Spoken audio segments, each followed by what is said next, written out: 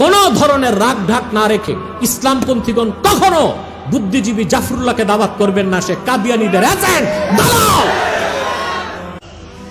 আহমেদী জামাত সবসময় জ্ঞানী গুণী মানুষ। আপনারা চিন্তাশীল, শিক্ষিত।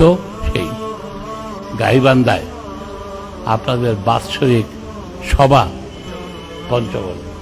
পঞ্চগড়ে ঘরের ভিতরে করবেন, সেটা কয়েকজন আমলা করতে দেয়নি। এটা জঘন্য কাজ করেছে, এটা আন ইসলামিক কাজ করেছে, এটা গণতন্ত্রের বিরুদ্ধে কাজ করেছে।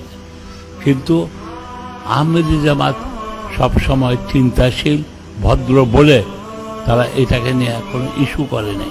কিন্তু আমি আপনাদের মনের থেকে আমি আপনাদেরকে শ্রদ্ধা করি, আপনাদের গুণাবলীকে আমি মনে করি ওটাই সত্যিকার ইসলাম। আচ্ছা, আপনাদের আদব কায়দার মধ্যে কিছুটা ভিন্নতা থাকতে পারে, তা বলে আপনি মুসলিম কিনা সে প্রশ্ন তোলার অধিকার তো আমাকে দেয়নি। সেটা আল্লাহ বিচার করে। তাকে কখনো আপনাদের মঞ্চে আনবেন না, কারণ সে কাদিয়ানীদের থেকে প্রচুর টাকা পয়সা নিয়েছে কাদিয়ানীদের দালালি করার জন্য। এবং আমি স্পষ্ট বলছি, কাদিয়ানীরাও কাফের, তাদের দালালরাও কাফের, তাদের পক্ষে যারা দালালি করে তারাও কাফের। এখানে অনেক মিডিয়া আছে, আমার দেশে কিছু বুদ্ধিজীবী আছে। এই বুদ্ধিজীবীদের কাজই হচ্ছে কাদিয়ানীদের দালালি করা। আপনারা দেখেছিলেন এক ডিবেটে এক বুদ্ধিজীবী আমার কাছে হেরেছিল। অনেক বুদ্ধিজীবী হেরেছে আল্লাহর রহমতে। একজন বুদ্ধিজীবীকে আমি চেষ্টা করেছিলাম ভালো হয় কিনা, দেখলাম যে না, ভালো হয় না।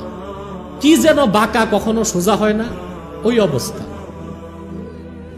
এই লোকটাকে ইসলামপন্থীগণ ইনভাইট করে, মুফাসসির পরিষদের মাওলানা আমিরুল ইসলাম বেলালী এখানে আছেন, আমাকে ইনভাইট করেছিল।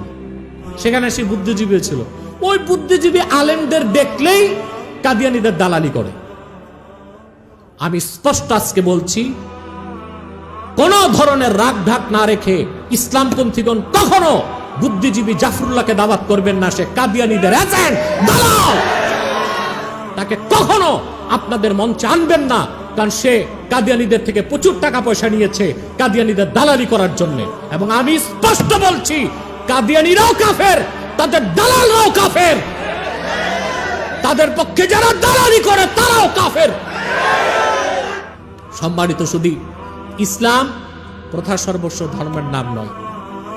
একটা লোক 2-4 দিন পূজা পার্বণ করে হিন্দু হতে পারে, গির্জায় যাতায়াত করে খ্রিস্টান হতে পারে, প্যাগোডায় যাতায়াত করে বৌদ্ধ হতে পারে, সিনাগগে যাতায়াত করে ইহুদি হতে পারে, কিন্তু আল্লাহর কোরআনের একটি বাক্যের, একটি শব্দের, একটি অক্ষরকে অস্বীকার করে মুসলিম মুমিন হতে পারে না। সে কাফের, তাকে কাফের বলতেই হবে।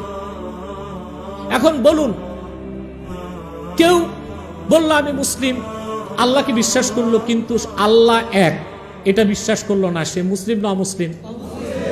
সে কাফের কিনা? ঠিক সেভাবে মুহাম্মদ সাল্লাল্লাহু আলাইহি সাল্লামকে আল্লাহ তাআলা ১৫০০ বছর আগে প্রেরণ করে নবুয়ত রিসালাতের দরজা চিরতরে বন্ধ করে দিয়েছেন। ওনার পরে আজ পর্যন্ত পৃথিবীতে অবশ্যই কোনো প্রকার নবী কিংবা রাসূল অবশ্যই আসে নাই, অবশ্যই এখনো নাই, অবশ্যই কিয়ামত পর্যন্ত আসবে না। এই আকীদাটার নাম আকীদা খাতমে নবুয়ত। এই আকীদা খাতমে নবুয়তের বিশ্বাস ছাড়া কোনো ব্যক্তি মুসলমান হতে পারে না। এই ক্ষেত্রে কোরআন সুন্নাহর সাথে ইজমায়ে সাহাবা, ইজমায়ে উম্মাহ। দেখুন, সিদ্দিক আকবর রাদিয়াল্লাহু তাআলা আনহুর জামানায় অনেক বাতিল ফেরকা ছিল, তাদের বিরুদ্ধে তিনি অস্ত্র ধারণ করেন নাই? করেছেন? করেন নাই? ৭২ ফেরকার মধ্যে 6টা ফেরকাই সাহাবায়ে কেরামের জমানায় তৈরি হয়েছে। কাদরিয়া, জবরিয়া, রাওয়াফেজ, খাওয়ারেজ, এরকম 6টা বাতিল ফেরকাই সাহাবায়ে কেরামের জমানায় তাদের উৎপত্তি ঘটেছে। শুধু খারিজিদের বিরুদ্ধে যুদ্ধ করেছিলেন হযরত আলী, আর কারো বিরুদ্ধে সাহাবায়ে কেরাম যুদ্ধ করেন নাই। কিন্তু মিথ্যা নবুয়তের দাবিদার মুসাইলামা যখন নবুয়ত দাবি করেছে, সমস্ত সাহাবী ঐকমত্য করে তার বিরুদ্ধে যুদ্ধ ঘোষণা করেছিলেন। এবং সাহাবায়ে কেরাম যুদ্ধে যাওয়ার পর মুসাইলামা ধ্বংস হয়ে জাহান্নামে চলে গিয়েছে। মুসাইলামাতুল কাজ্জাবের পর যারাই মিথ্যা নবুওয়াতের দাবি করেছে পৃথিবীতে, উম্মতের মুসলমান মিছিল মিটিং করে নাই, তরবারি দিয়ে ফয়সালা করছেন। কি দিয়ে ফয়সালা করেছেন? আমরা দেখতে পাই এই মিথ্যা নবুওয়াতের দাবিদারদেরকে মুসলমানগণ তরবারি দিয়ে ফয়সালা করেছেন। ইংরেজ আমলে আমরা দেখতে পেয়েছি ইসলাম ও মুসলমানের সবচেয়ে বড় শত্রু আল্লাহ ও আল্লাহ রসুল নবীজি মুহাম্মদ সাল্লাল্লাহু আলাইহি ওয়াসাল্লামের ইসলাম ও কোরআনের হাজার হাজার হাজার বছর পরে আমরা দেখতে পেয়েছি ইংরেজ আমলে ইংরেজদের পা চাটা গোলাম, কাদিয়ানের কাজ্জাব মির্জা গোলাম শয়তান কাদিয়ানি, এই কুখ্যাত কাফেরটা মিথ্যা নবুওয়াতের দাবি করেছিল।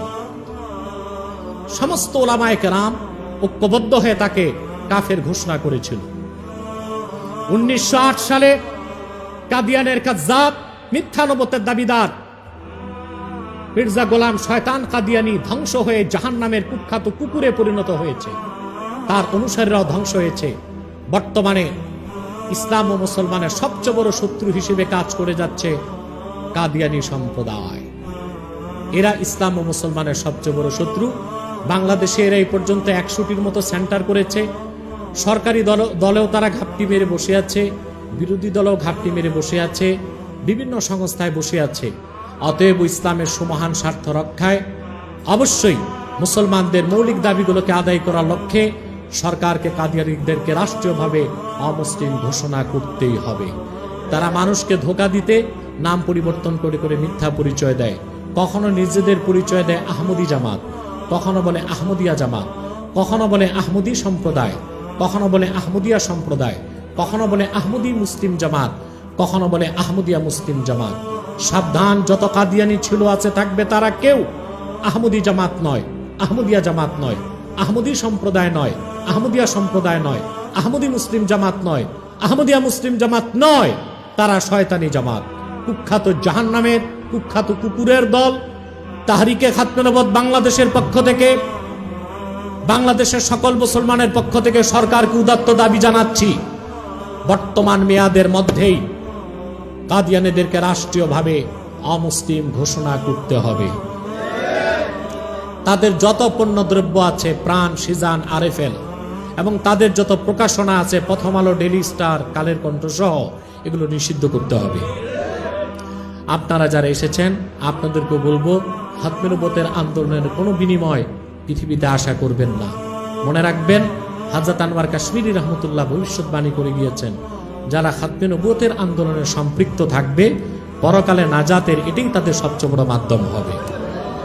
আমি বাংলাদেশের মান্যবর আলেমে দ্বীন আতাউল্লাহ হাফিজ হুজুর আছেন, আমাদের রাজপথের লড়াকু সৈনিক মজলুম নেতা ডক্টর আহমদ আব্দুল কাদের ভাই আছেন, তাদেরকে বলবো আপনারাও রাজনৈতিকভাবে খাতমে নবুওয়াতের আন্দোলনে এগিয়ে আসুন। এবং আমরা চাই আমাদের চেয়েও আরো যদি যোগ্যতা সম্পন্ন ব্যক্তি বাংলাদেশে থাকেন তারা নেতৃত্বে আসুক। প্রয়োজনে আমরা কর্মী হয়ে কাজ করব, কিন্তু যে কোনো কিছুর বিনিময়ে হোক কাদিয়ানীদেরকে রাষ্ট্রীয়ভাবে অমুসলিম ঘোষণার দাবি বাংলাদেশে আদায় করতেই হবে। সেজন্য তাহরিকে খাতমে নবুওয়াত বাংলাদেশের সকল কর্মীকে ও স্থানীয় বিভিন্ন জায়গার নেতাদেরকে আমি বলবো, আপনারা যে আপনাদের প্রস্তুতি প্রতি মুহূর্তে থাকতে হবে, এবং সকল সময় যখনই খাতমে নবুওয়াতের আন্দোলনে আপনাদেরকে ডাকা হয় আপনাদেরকে জানমাল নিয়ে ছুটে আসতে হবে। আল্লাহ যেন আমাদেরকে কবুল করেন, মঞ্জুর করেন। ওয়াখির দাওয়ানা আনিল হামদুলিল্লাহি রাব্বিল আলামিন। ওয়াসসালামু আলাইকুম ওয়া রাহমাতুল্লাহি তাআলা ওয়া বারাকাতুহু।